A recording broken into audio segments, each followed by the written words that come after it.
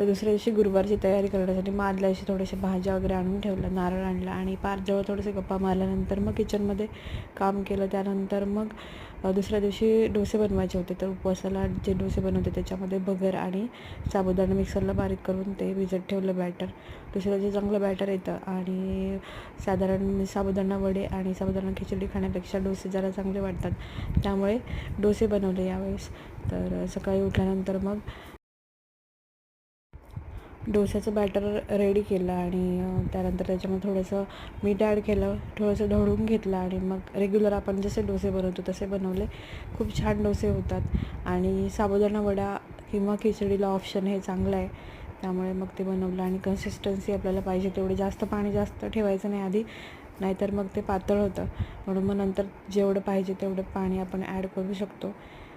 तर डोसे बनवले आणि त्यानंतर त्याच्याबरोबर बटाट्याची भाजी, जी उपवासाला भाजी आपण करतो ती भाजी बनवली.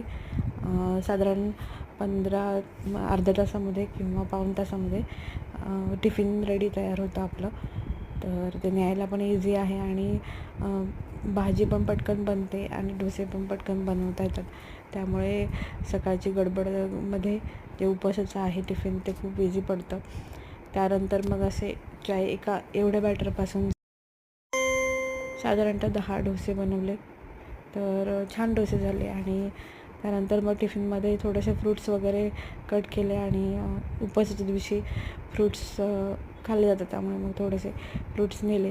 त्याचबरोबर टिफिन बॉक्स तयार केला आणि सकाळच्या घाई गडबडमध्ये खूप जास्त कामं आठवतात, पण ते आदल्या दिवशी थोडंफार तयारी केली तर मग दुसऱ्या दिवशी जी गडबड असते ती गडबड होत नाही. त्यामुळे मग त्यानंतर मग चटणी करायला घेतली आणि चटणी करताना उपवासाच्या दिवशी चटणीमध्ये फक्त खोबरं, त्यानंतर जिरं, मीठ आणि त्याच्यामध्ये मिरची ॲड केली होती.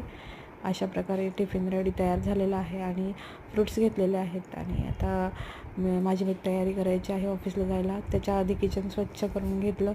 त्यानंतर मग 10 ते 15 मिनटं मला योगा करायचा असतो, तर 10 ते 15 मिनटं साधारण मी रोज जे आहे योगा करते, रुटीन फॉलो करते. आता सध्या तरी जेव्हा आपल्याला लॉकडाऊन होतं त्यावेळेस रुटीन रेग्युलर फॉलो होत होतं, पण आता रेग्युलर ऑफिस असल्यामुळे ते फॉलो होत नाही आहे.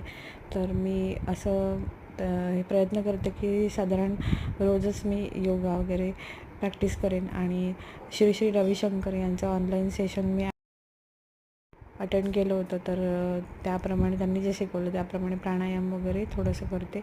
आणि सकाळी मग टिफिन भरून मग अशी ट्रेनची गर्दी असते, तर त्या